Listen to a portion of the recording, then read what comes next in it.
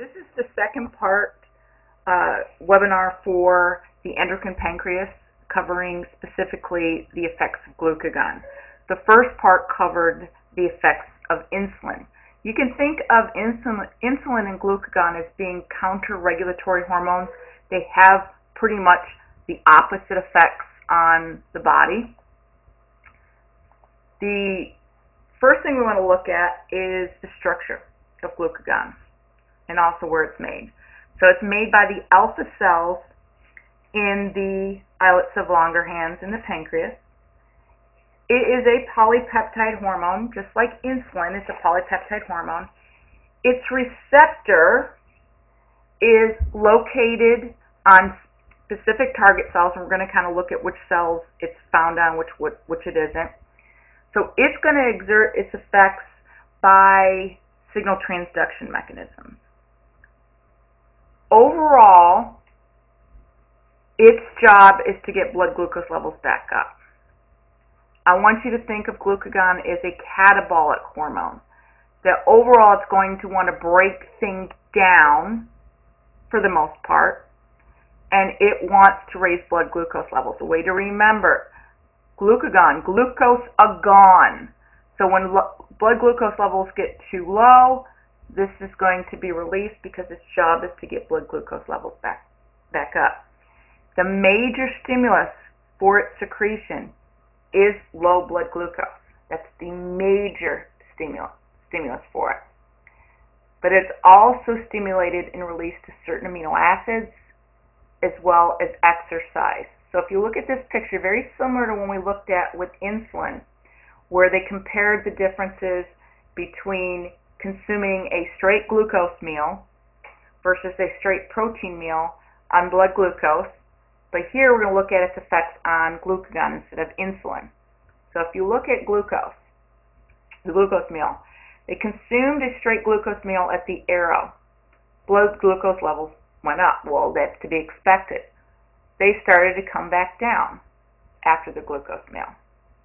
Remember, we said, well, the reason why it's coming back down is because insulin's going to be released, whose job is to get blood glucose levels back down.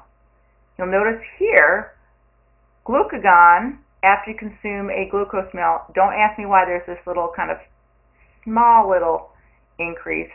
I don't know. But overall, in response to glucose meal, it drops.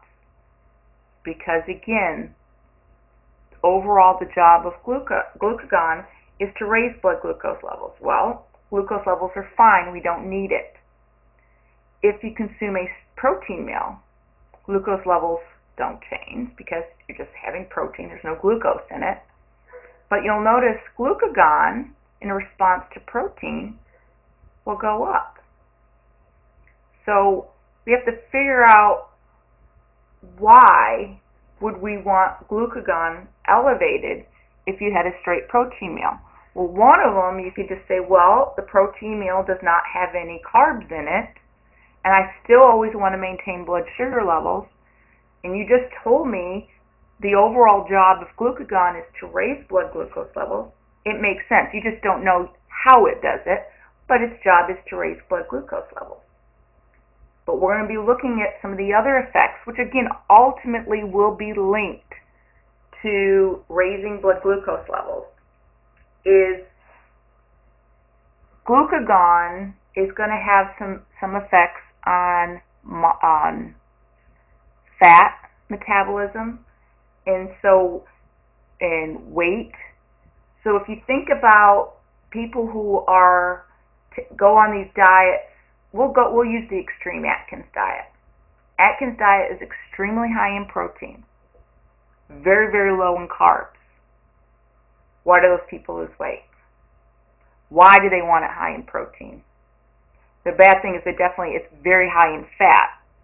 So what happens is they have consumed very little carbs. As a response of that, you're going to have an increased release of glucagon, whose job is to try to get the blood sugar levels back up. One of the ways that we'll do it, and we'll show you very shortly, is to stimulate the formation of new glucose, gluconeogenesis.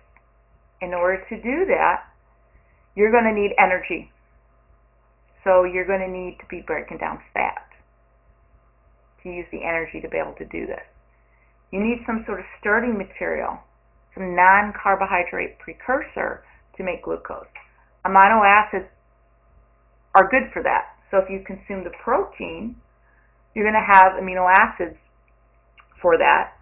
And why you want to consume the amino acids in the meal is if you don't have them in the meal, the body is going to stimulate the breakdown of muscle to be able to have the amino acids needed in order to make glucose. So overall, when you think low carb, high protein, people are going to lose weight because it will stimulate the breakdown of fat. The whole idea is to be able to maintain blood sugar levels and the mechanisms or the metabolic pathways required in order to do that. Now here, this is a very simplistic picture overall of how glucagon is going to exert its effects on the cell. In response to low blood glucose, glucagon is going to be released by the alpha cell. So there's the alpha cells in here. Glucagon finds its receptor. Now its receptor is a G protein coupled receptor. Insulin, remember, was a tyrosine kinase receptor. Glucagon binds to a G protein coupled receptor on its target cell, and it will exert its effects via second messenger systems. And so I haven't listed this, but overall what will happen is when it binds to its receptor, the enzyme adenylate cyclase will be active, which produces cyclic AMP. Cyclic AMP binds to protein kinase A.